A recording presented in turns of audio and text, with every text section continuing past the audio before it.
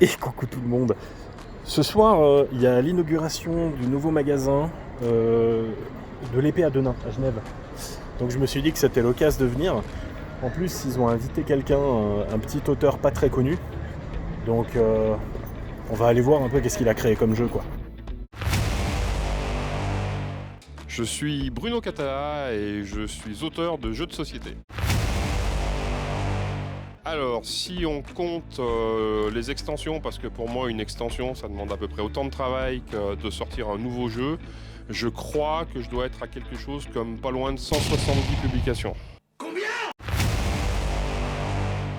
Alors, est-ce qu'on demanderait à un papa lequel de ses enfants il préfère ?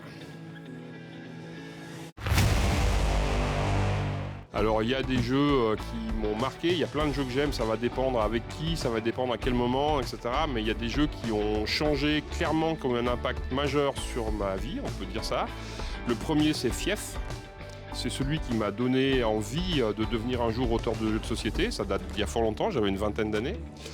Il y a Magic the Gathering de Richard Garfield et je pense que avant ce jeu-là, j'avais l'envie d'être auteur, j'avais aucune idée de comment le faire et en jouant à Magic et en créant mes decks, c'est une sorte de bac à sable finalement de création et en fait j'ai commencé à comprendre comment on pouvait faire certaines choses. Et puis le troisième jeu que je citerai, qui est un jeu abstrait pour 2 joueurs, une catégorie que j'aime beaucoup, qui est malheureusement méprisée des éditeurs, c'est JGS de Claude Leroy, qui est un jeu simplement fabuleux.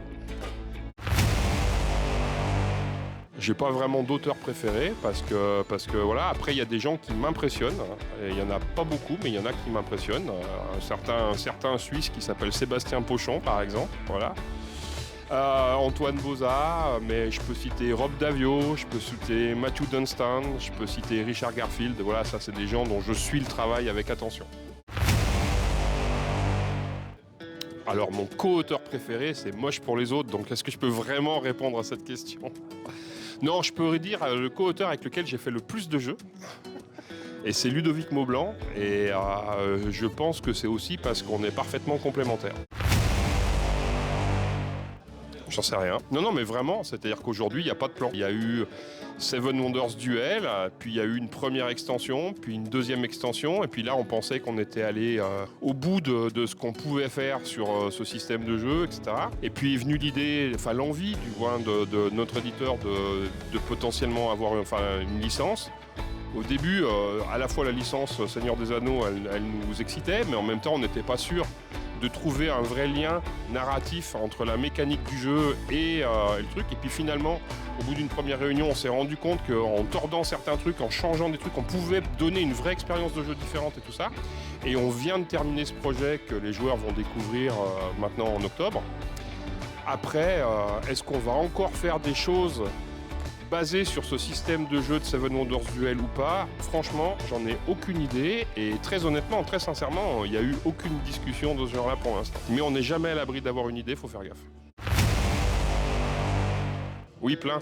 Il faut savoir qu'un auteur, en général, il ne travaille pas sur un projet. Donc j'ai une dizaine, une quinzaine de projets en cours qui sont à différents stades d'évolution. Voilà. Puis j'ai encore des envies sur lesquelles je n'ai pas commencé à travailler. Donc oui, des projets ludiques, j'en ai plein.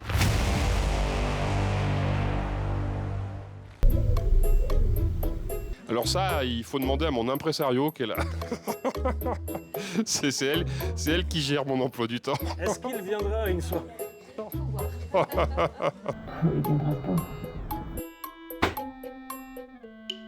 C'est qui ceci ?